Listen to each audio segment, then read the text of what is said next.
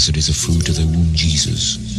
Holy Mary, Mother of God, pray for us sinners now and at the hour of death. Amen. Behold the handmaid of the Lord. Be it done to me according to your word. Hail Mary, full of grace, the Lord is with thee. Blessed art thou among women, and blessed is the fruit of thy womb, Jesus. Holy Mary, Mother of God, pray for us sinners now and at the hour of death. Amen. And the Word was made flesh, And dwelt amongst us. Hail Mary, full of grace, the Lord is with thee. Blessed art thou among women, and blessed is the fruit of thy womb, Jesus. Holy Mary, Mother of God, pray for us sinners now and at the hour of death. Amen. Pray for us, O Holy Mother of God, That we may be made worthy of the promises of Christ. Pour forth, we beseech you, O Lord, your grace into our hearts, that we, to whom the incarnation of Christ, your Son, was made known by the message of an angel, may by his passion and cross be brought to the glory of his resurrection, through the same Christ our Lord. Amen.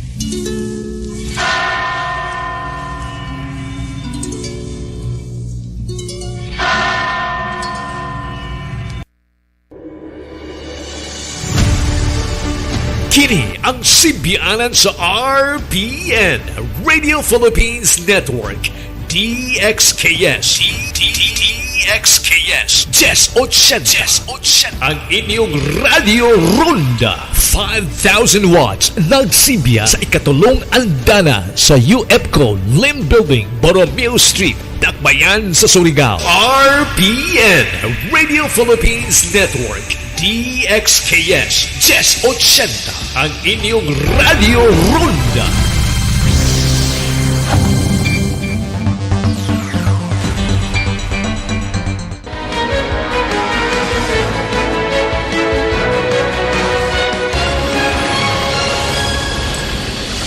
This is News Night, where we go above and beyond the headlines. I'm Pia Ontiveros. Tonight on the program, as campaign season intensifies, poll officials allay doubts about the credibility of elections in the wake of infighting over presidential candidates' disqualification cases. As the crisis between Ukraine and Russia remain tense, the government is working out plans to keep Filipinos out of harm's way. And after more than 3 decades, the Alaska Aces will hear the final buzzer in the PBA.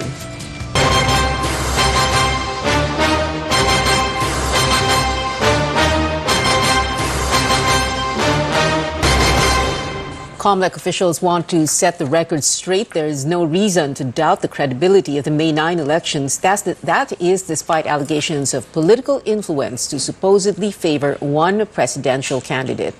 Our Melissa Lopez has more.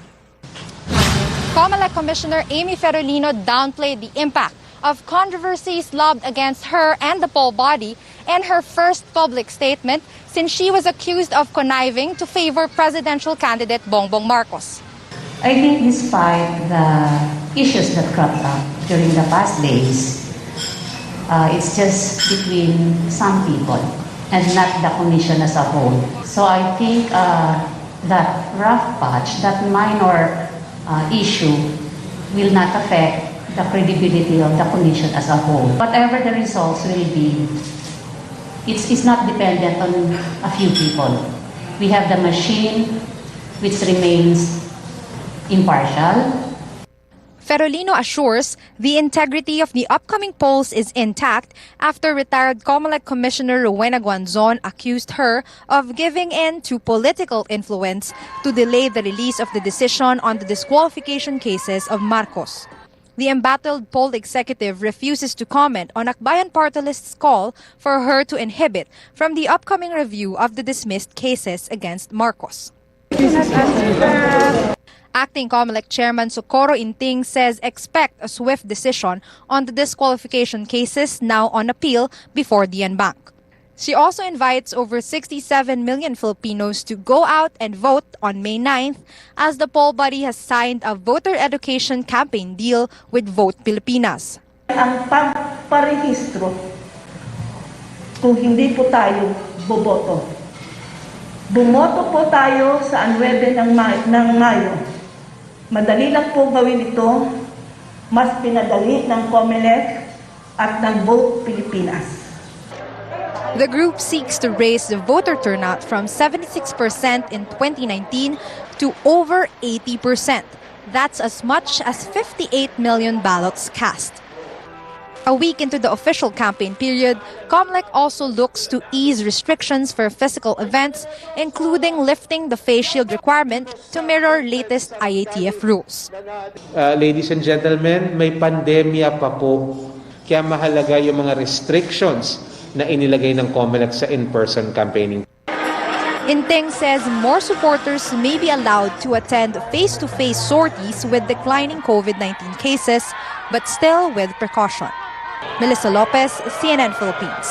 A look at what presidential candidates are up to. Bongbong Marcos and running mate Sara Duterte hold their campaign in Ilocos Norte, the stronghold of the Marcoses. Duterte earlier visited Nueva Vizcaya, Isabela, and Cagayan provinces.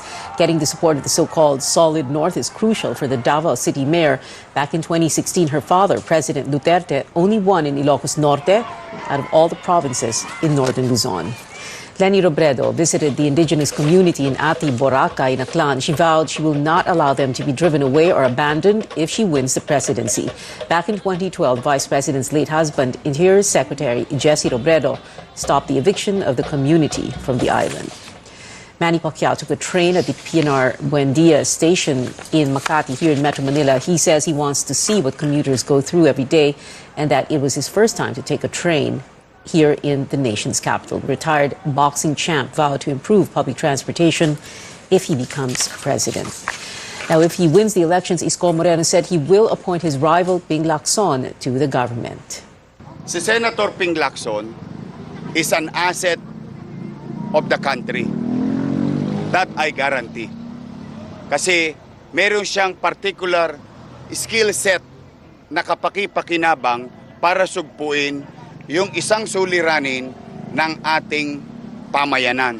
Kailangan ko ng katulad yung qualities ni Senator Ping Lacson to address corruption and discipline in the government.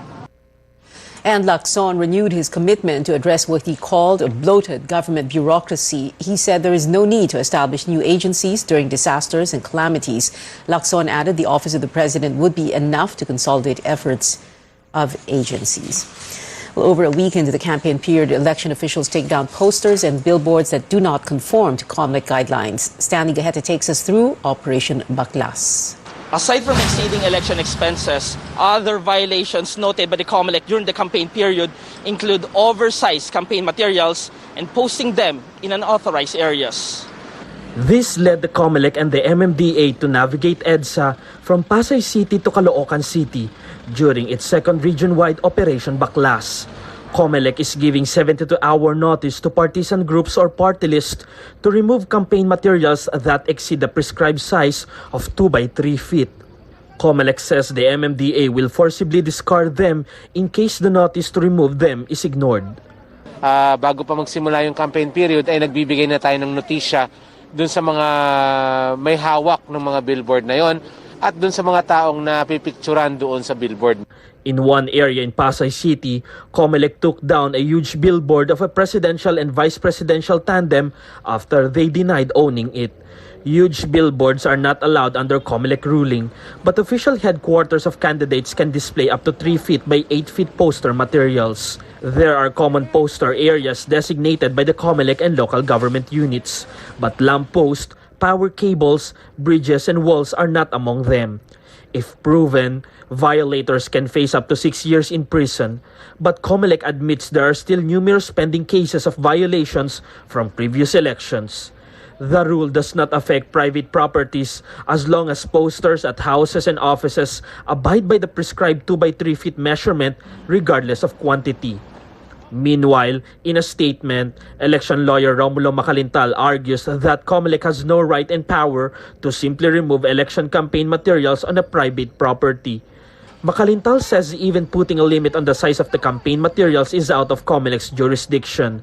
The poll body says anyone can pursue legal action if they believe the COMELEC rules are unconstitutional. If anyone feels that they have an action against the COMELEC, they should pursue that action. The COMELEC says today's operation was a success as many political groups complied early, immediately removing unauthorized campaign materials. But they are expecting more violations as the local campaign period begins next month. Stanley Gaete, CNN Philippines. Despite his previous confirmation, House Deputy Speaker Lito Atienza begs off from the CNN Philippines vice presidential debate.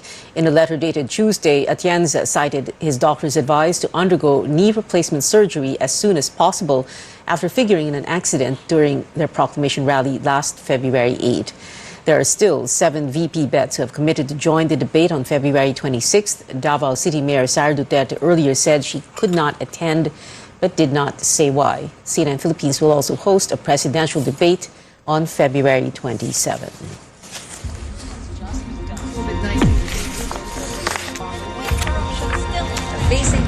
We need answers from the men and the woman who are seeking the highest office of the land.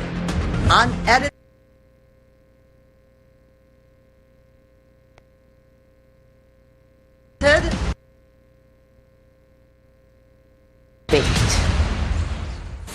More stories ahead as Filipinos face uncertainty amid the crisis between Russia and Ukraine. A top foreign affairs official vows to ensure their safety.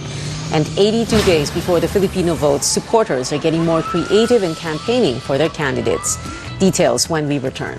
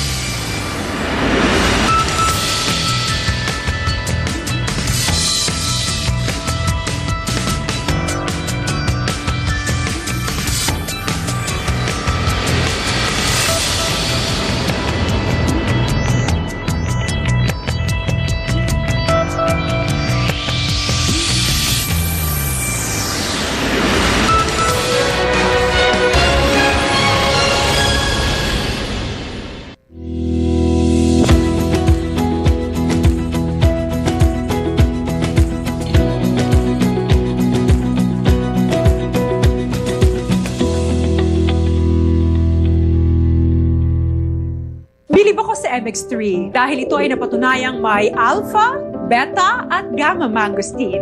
MX3 capsule helps avoid pain discomfort para iwas sakit. Tested and proven na low sodium, cholesterol-free at fat-free. Dito ako sa tunay, natural at original. MX3. Mahalagang paalala, ang MX3 capsule ay hindi gamot at hindi dapat gamiting panggamot sa anumang uri ng sakit. Amid the darkness, look on the bright side. The future of work is now at Unilever Philippines. With the pandemic still going on, the company is continuing to adapt and support their employees in this new normal through several initiatives. Learning and development are not under lockdown. Unilever's employees get access to upskilling seminars and masterclasses online. Another focus is the workers' well-being physically and mentally. Among its initiatives is a vaccination rollout that also includes the dependents of its employees and providing free sessions with a psychologist and a nutritionist. Work engagement is likewise flexible with U-Work. Under U-Work, people who want to work for fewer months than they do today can do so and still get compensation and benefits. Then there's moving everyone into hybrid work. Unilever believes that a blend of work from home and face-to-face collaboration is the next step, with the latter being extremely important for innovation. Working from home for the past 2 years, many of us have experienced the benefits of that. We love the flexibility, but if we're honest with ourselves, there were also disadvantages. For us at Unilever, we're going to pivot to hybrid working. We're going to do 2 to 3 days at the workplace, and the balance of that we spend at home. So we have the best of both worlds. Unilever looks to continue pivoting and making the company future fit for its employees. I'm Sam Tudwani, CNN Philippines.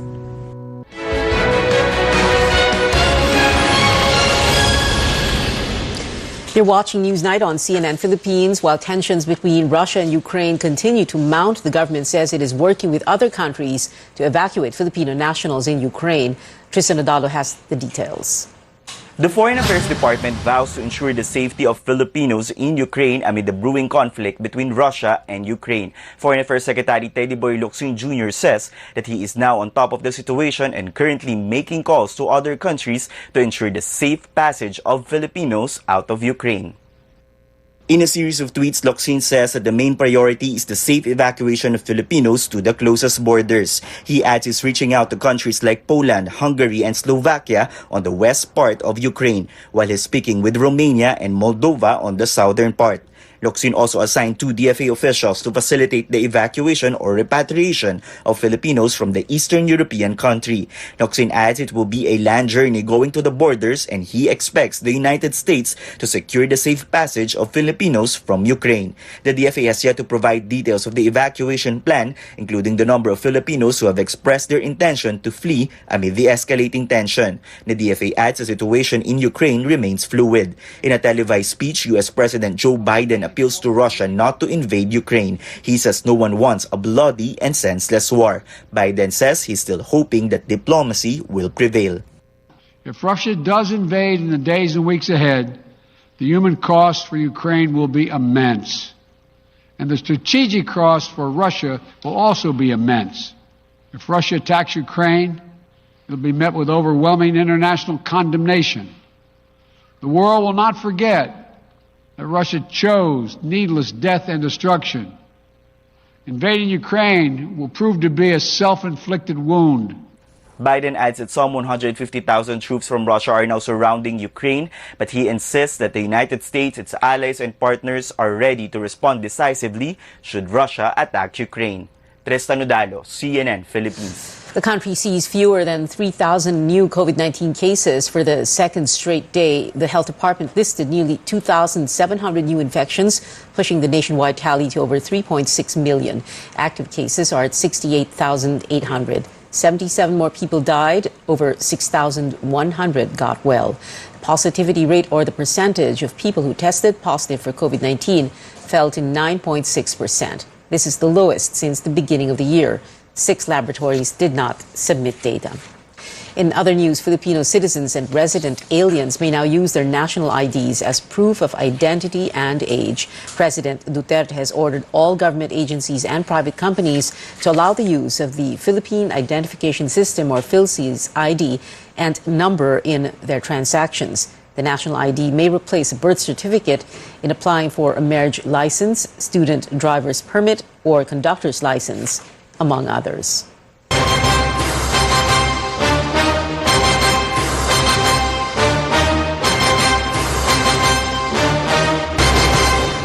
Some presidential candidates clash over the decades-old armed struggle in the country. For one, hopeful people take up arms because of violence and injustice. But for another, rising up against the government is unacceptable. Paige Javier has that story and other highlights at the debate hosted by a TV network owned by a controversial pastor.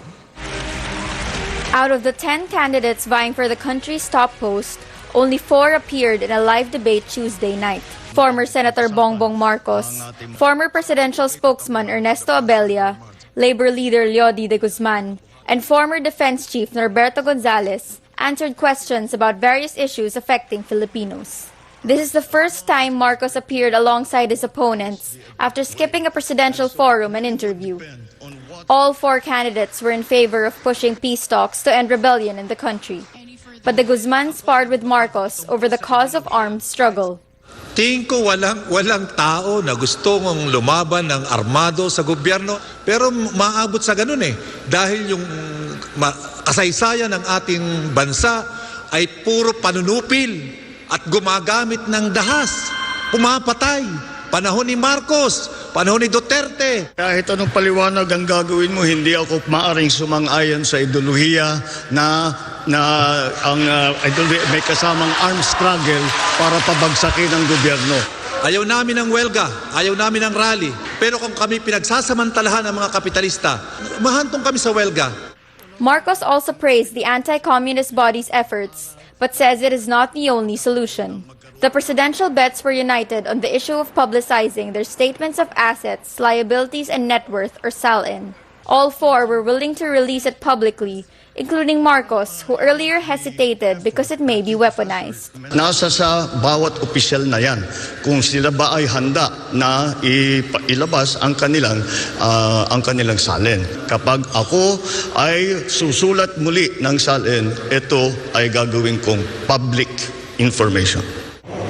The South China Sea dispute and foreign policy also took the spotlight in the debate. Abella and Gonzalez backed the creation of a regional fishing agreement to help our fishermen. We're planning to set up a board of agricultural investment who could probably bridge a conversation with this competing interests. I would still go back to having a multilateral relationship regarding that matter.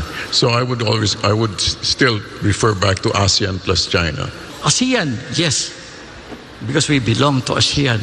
We need our neighbors in this business. But if we want to engage with other countries like China, then we have to, I think, to also talk to other big countries in the area. De Guzman and Marcos, meanwhile, said we should use diplomacy to assert our arbitral win. On the issue of election spending, the candidates could not give an exact figure on how much they spent so far for campaigns. But they assure that proper accounting will be done as required by the Commission on Elections. One pressing matter that was left out was the COVID-19 pandemic, which has crippled the country for 2 years now.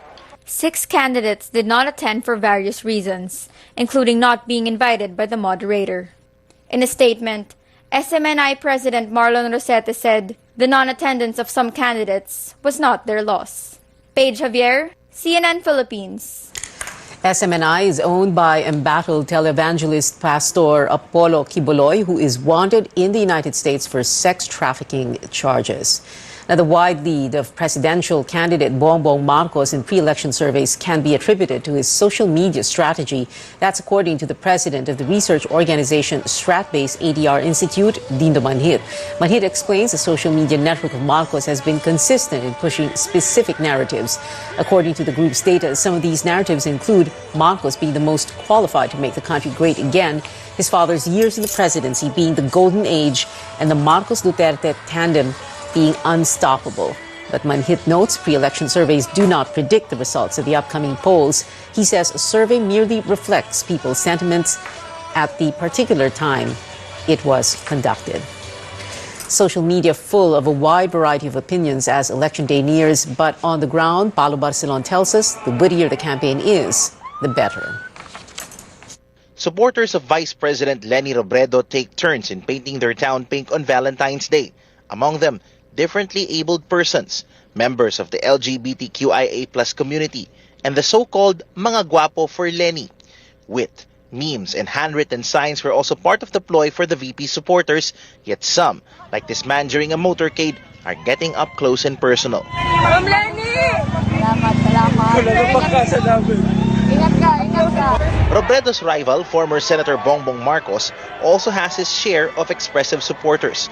Some of them are bringing portraits of Bongbong's controversial parents, ex-President Ferdinand Marcos and his wife Imelda. BBM, as he is also referred to by netizens, gamely takes selfies with his supporters and reaches out to hold their hand. The same hand-holding, selfie-taking, and jostling hold true for Manila Mayor Isko Moreno's campaign sorties. Moreno went on a second tour of Laguna today. Parts of his hands and arms were bandaged. Baliwala yung mga sakit na yan sa hirap na dinaranas ng tao.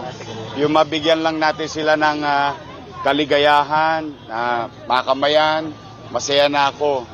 Binabantayan ko maigi yung kamay niya kasi palala ng palala. Kasi nga, bawat motorcade natin, maraming lumalapit sa kanya, minsan nakakalmot, yung mga sing-sing. Prior to the official campaign period, Senator Manny Pacquiao supporters flocked his sorties. The Pac-Man openly handed out cash then. Now, selfies should do. Meanwhile, the tandem of Senator Ping Lacson and Senate President Tito Soto say they like smaller gatherings than big rallies, preferring a more disciplined campaign. But there are times this discipline is tested, just like what happened in Quezon City and Davao del Norte recently. Lang baka maging super spreader kasi pag tumotorcade, mahirap awatin o i-control yung tao na nasa tabing daan eh. Kaya kami medyo as much as possible, we're encouraging our local supporters na wag mag-schedule ng motorcade. If there's anything beyond this pandemic, it's how Filipinos find ways to support their candidates. And with a little over 80 days left in the campaign period, the road to May 9 will be rough and wild for politicians and their supporters. In Calamba City, Laguna, Paulo Barcelon, CNN Philippines. Straight ahead, 14 PBA titles later, the Alaska Aces are saying goodbye to the league. What do netizens have to say about the exit? We take a look at how sports fans are taking the news after a quick break.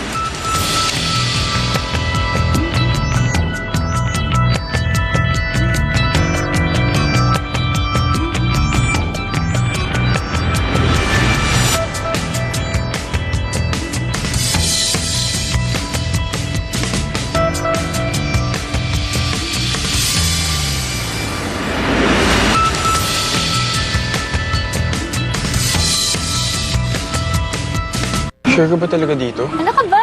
Mabait si Papa. Pa! Ricardo, please, call me sir. Aba, laki ng supermarket dito ah. Bili tayo ng drinks. Ah, ako na po ang drinks. Sige na. Gutom na ako. Oh, kuha na mo nga kami, Mike. Sold. Paano? Babiyahe pa tayo. Sir, hatid ko na po kayo. Central Hub yan. Develop na tong part ng Tarlac ah. Sir, sagot ko na po ito. Tingin mo sa akin. Cheap? Sir, hindi po. Joke lang. Sir, pwede na po ako. Thanks. Next time ulit. Miggy. Max Fun! Woo!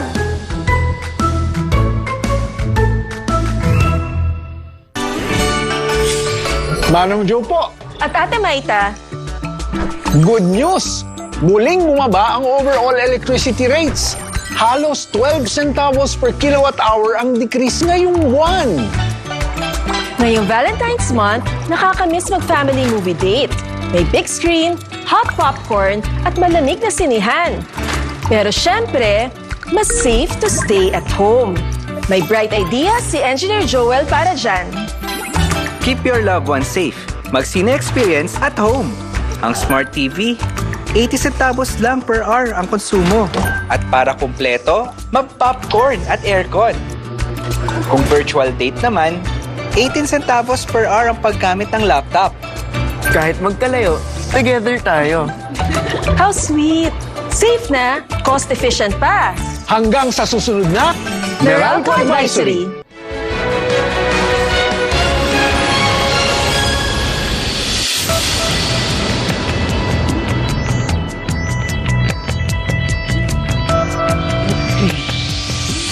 Welcome back. The country's Seoul Winter Olympics representative Asa Miller ends his campaign at the Beijing event today after failing to finish his slalom run. The alpine skier faltered midway at the ice river course of the Yanqing National Alpine Skiing Center.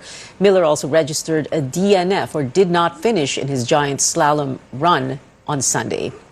It is also the end of the road for a PBA team, with the Alaska Aces announcing this will be their final season in the league. Get the details from Pauline Versosa.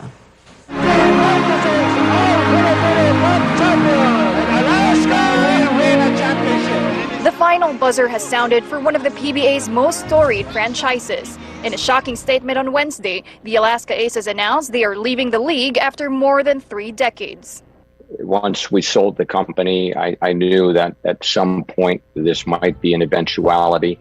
And it's just come to a situation where the company wants to refocus their efforts. But it's been an amazing journey.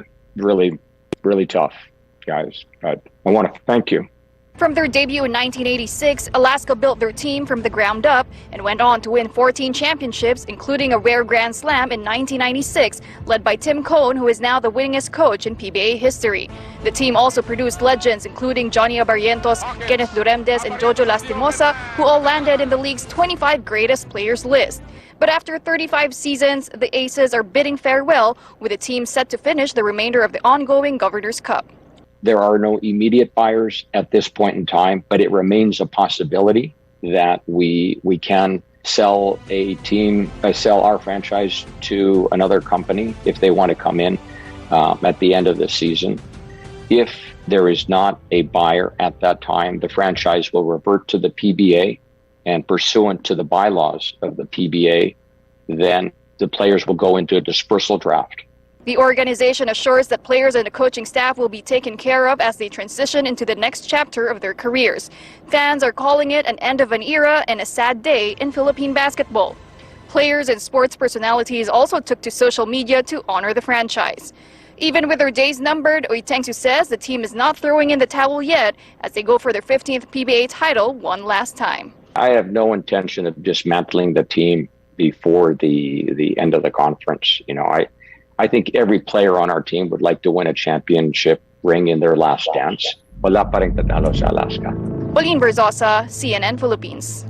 Well, more reactions from PBA fans online, with some mourning the team's exit and others fearing the possible departure of more franchises from the league. Many of the squad's fans paid tribute with a hashtag. Just as Mr. Oitengsu said, wala pa ring tatalo sa Alaska, a line from a well-loved commercial jingle. And this cyber citizen thanks some iconic players and mentors such as Tim Cone and Bong Hawkins. They also recall the team's 1996 Grand Slam, which refers to a win of all 3 conference championships in the PBA. And in music, another member of the K-pop sensation BTS catches COVID-19. The group's label confirms V tested positive for the virus after he exhibited a mild sore throat. Big Hit Music adds V had no close contact with other members and is undergoing treatment at home. 4 other members previously contracted the virus and have since recovered. But it seems the show must go on for BTS, with 3 permission to dance on stage concerts scheduled for next month in the Seoul Olympic Stadium. Fans who cannot make it in person can also watch the March 10 and 13 shows online. The March 12 performance will be up for live viewing in theaters globally. And that is it for now. Join me again on news.ph at 7 p.m. I'm Pio Ontiveros for Newsnight, where we go above and beyond the headlines.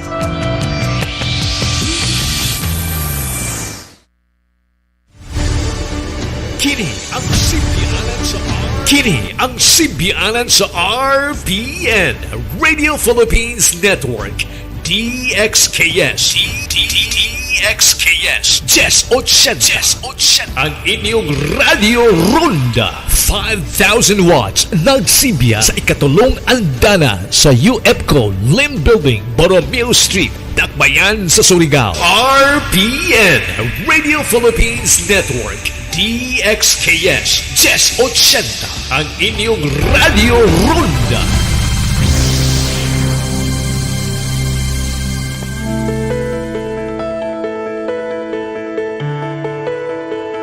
People worldwide are living longer thanks to more people embracing healthier lifestyle changes plus advances in medicine as well as nutrition. In our country, though, the number of older people is increasing rapidly, faster than the growth of the total population. Tacking on extra years is a welcome development, but not when you're riddled with chronic illnesses. Genetics can play a factor to living longer lives, but keeping healthy at any age is up to you. I'm Dr. Freddy Gomez, and you're watching MedTalk Health Talk on CNN Philippines. We're here to build a healthier future for you.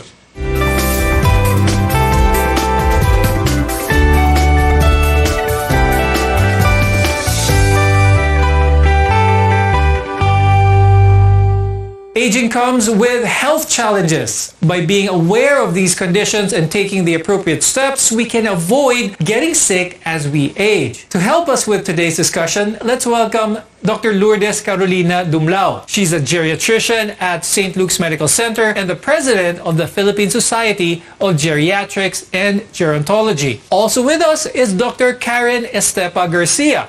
She's a family and community medicine specialist at Manila Doctors Hospital and UPPGH. Dr. Sandy, what happens to our bodies when we age? So we know that biologic age is basically your chronologic age. It's how old you are based on what year you were born and the number of years that you've been alive. But when we say aging, it can also happen on several levels, because if you compare let's say a 91-year-old versus a 65-year-old, you may actually see that the 65-year-old is less active, more frail than a 91-year-old who can still manage to dance, get up and leave the house all by herself. Now, Dr. Sandy, first, let's go over what cellular aging is. It's actually the progressive decline of your body's resistance to stress and other cellular damages. So we know that we're made up of different cells, and these cells have a programmed cell death. No, they can't divide indefinitely. They can't function forever. So at some point, it will either turn off, which is what we call cell senescence, or they die, which we call apoptosis, or they can become abnormal, like what happens in cancer. No? So this is what we term as cellular aging. Now, other theories like hormonal aging is the ability of our hypothalamus to regulate hormones in the body. The hypothalamus is a part of our brain that regulates a lot of the body processes, no? Like our heart rates and blood pressures, temperature, fluid and electrolyte balance, including your thirst.